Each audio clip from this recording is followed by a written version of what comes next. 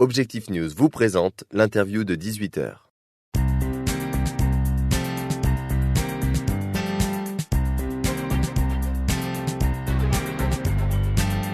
L'interview Objectif News de 18h, nous recevons aujourd'hui Pierre Lacaze, premier secrétaire du Parti communiste français en Haute-Garonne. Bonsoir. Bonjour, bonsoir.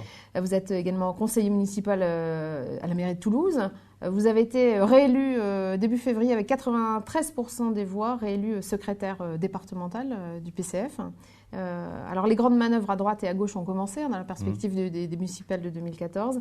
À gauche, il y aura sans doute d'un côté le PS et le PRG et de l'autre peut-être le Front de gauche allié éventuellement avec Europe Écologie et d'autres mouvements. Dans cette galaxie à gauche, le Parti communiste se situe où ? Il sera avec le PS ? D'abord, le Parti communiste français, c'est la principale composante du Front de gauche, de loin, de très loin, puisque le Front de gauche, c'est 9 composantes, et le principal parti, c'est le Parti communiste français, en adhérents, en élus, en résultats électoraux, et en ancienneté dans le paysage politique français. Et le Front de gauche, pour nous, c'est un espace d'échange, de collaboration et de rassemblement à gauche.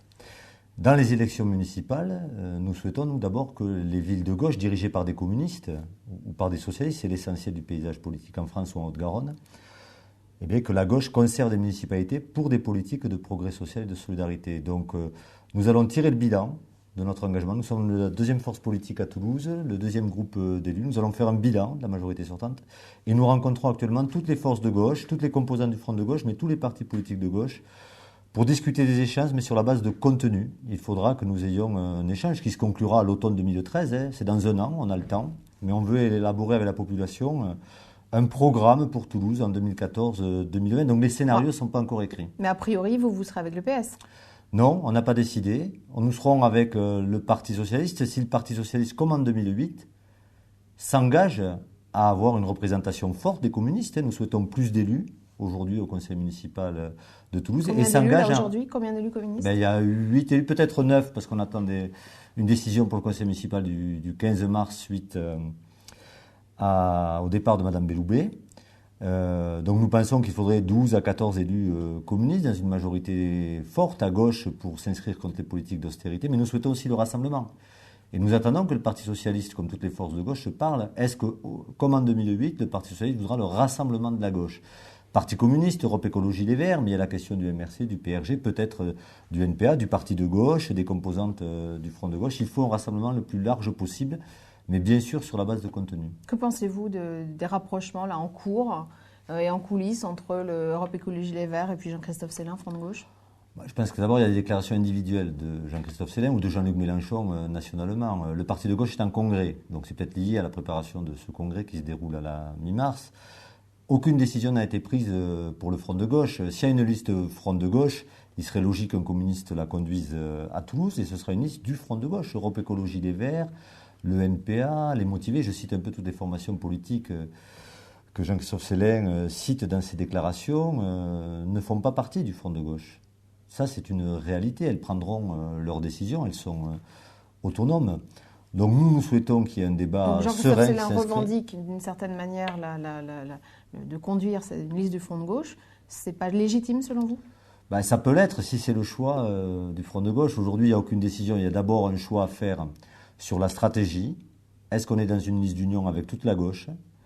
Est-ce qu'on est dans une liste Front de gauche ? Est-ce qu'on est dans une liste d'union avec une partie de la gauche, Europe Écologie Les Verts, le NPA ? Je ne crois pas aujourd'hui que le NPA, dans ses déclarations, accepterait d'être dans une liste d'Europe Écologie Les Verts qui est au gouvernement.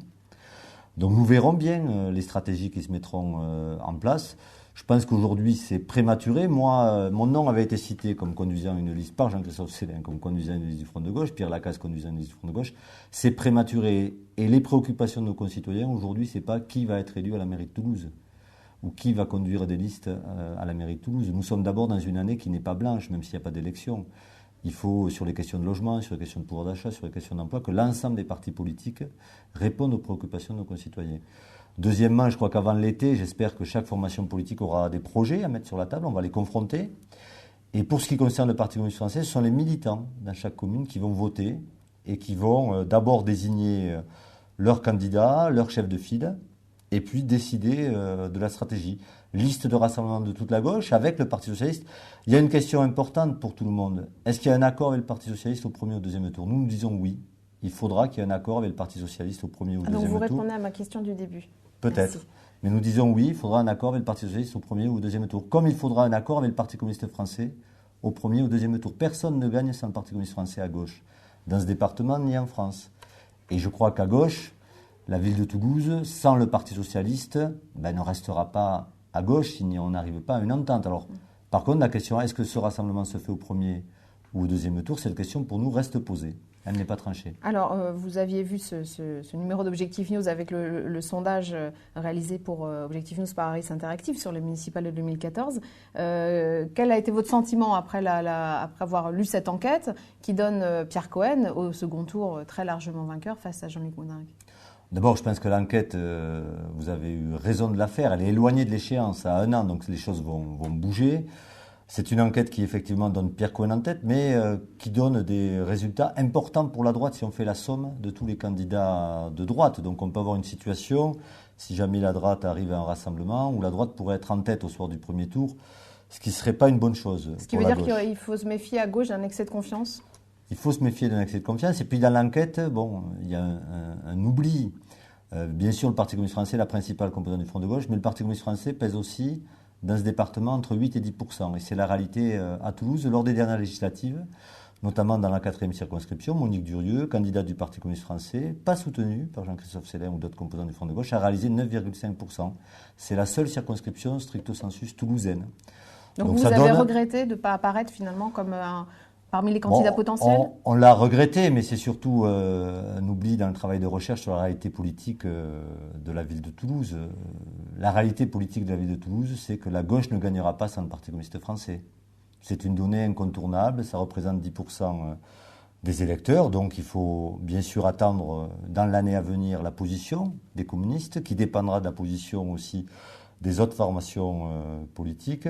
Je pense que ce sondage est une première donnée à 1 an des résultats, qu'il est satisfaisant pour Pierre Cohen, arrivé en tête, qui peut être aussi vu de manière inquiétante, donc peut-être que Jean-Luc Moudingue en est aussi content, parce que si la droite arrivait à se rassembler, elle pourrait, on sait que c'est parfois déterminant, être en tête au soir du premier tour.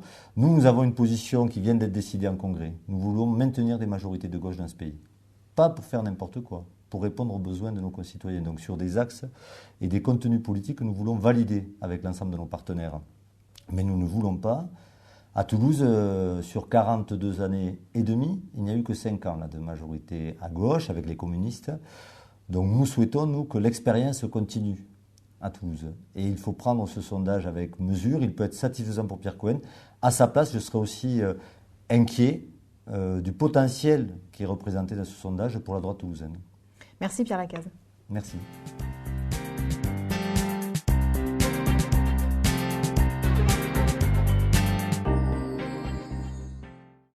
Objectif News vous a présenté l'interview de 18h.